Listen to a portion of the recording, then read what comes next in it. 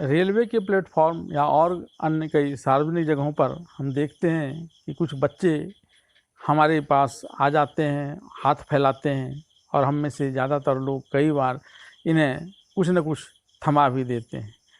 लेकिन इस प्रकार करते हुए क्या हम पुण्य का कार्य करते हैं, या हाँ, जाने अनजाने में हमारे द्वारा इस प्रकार से बच्चों को दिया गया भीख कहीं न कहीं इसे भिखमंगी के लिए और बाध्य करता है।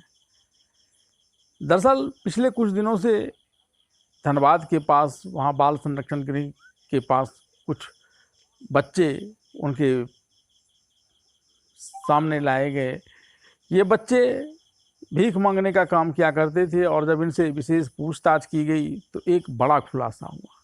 बड़ा खुलासा यह हुआ कि बिहार के पटना के खेसारी गैंग इस धंधे के पीछे लगा हुआ है। वह ऐसे छोटे छोटे बच्चों को पहले अपने जाल में फंसाता है किसी न किसी रूप में, खास करके उन बच्चों को जो स्टेशन के पास पाए जाते हैं।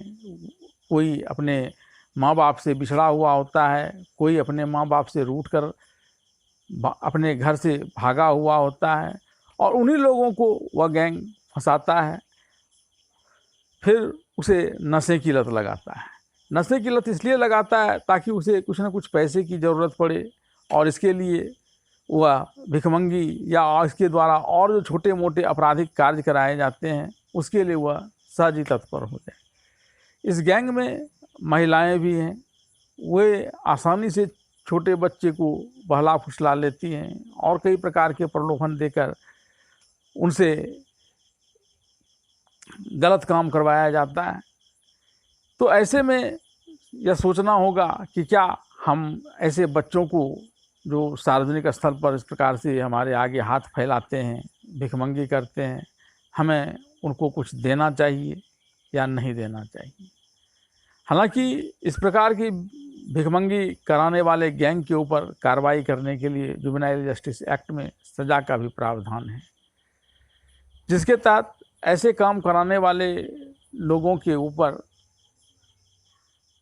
5 वर्ष तक के कारावास की सज़ा और 25,000 रुपया उस पर दंड का प्रावधान है। लेकिन यह तो तब होगा जबकि ऐसे मामले सामने आएंगे। अक्सर तो हम दयावश इसे दे देते हैं और ये बच्चे भी एक बार जब इस प्रकार से भिखमंगी कर खाने के आदी हो जाते हैं तो फिर उसके लिए इसे छोड़ना आसान नहीं होता है। इसे छोड़ना इसलिए भी आसान नहीं होता है क्योंकि इसके पीछे जो गैंग काम करता है वह इन्हें तरह तरह से धमकाता है। कई बार तो इसके साथ शारीरिक रूप से भी इन्हें प्रताड़ित किया जाता है और कई प्रकार के भय दिखाकर इनसे इस काम में बने रहने के लिए उसे बाध्य कर देता है। अब एक दूसरी घटना जो रेलवे से जुड़ी हुई है वो बड़ी हृदय विदारक घटना है और वह भी घटना भी धनबाद के पास की ही है। यहाँ रेलवे के मजदूर बिजली पोल गाड़ रहे थे और उन लोगों ने शट डाउन नहीं लिया था, जिसके वजह से उसका पोल जो ऊपर ओवरहेड 25,000 का वोल्ट का तार चलता है उससे सट गया और इसमें विद्युत प्रवाह हो जाने से 6 लोगों की जलकर मौत हो गई। कुछ लोग इसमें बचे भी, लेकिन उनकी भी स्थिति काफ़ी ख़राब बताई जाती है। सवाल यह उठता है कि क्या रेलवे के अधिकारी को यह पता नहीं था? क्या उन मज़दूरों को यह पता नहीं था कि इस प्रकार की गलती होने से एक बड़ा घटना घट सकता है?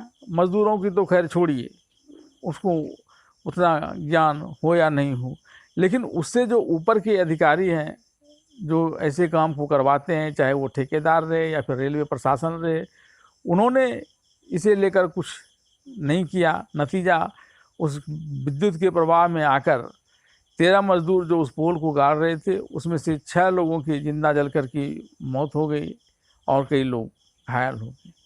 ऐसे घटनाओं से हमें सबक लेने की ज़रूरत है, नहीं तो अक्सर होता यह है कि घटनाएं घटती हैं, कुछ मुआवजे दिए जाते हैं और फिर सब कुछ भूल जाता है और फिर आगे भी ऐसी घटनाएं जन्म लेती हैं।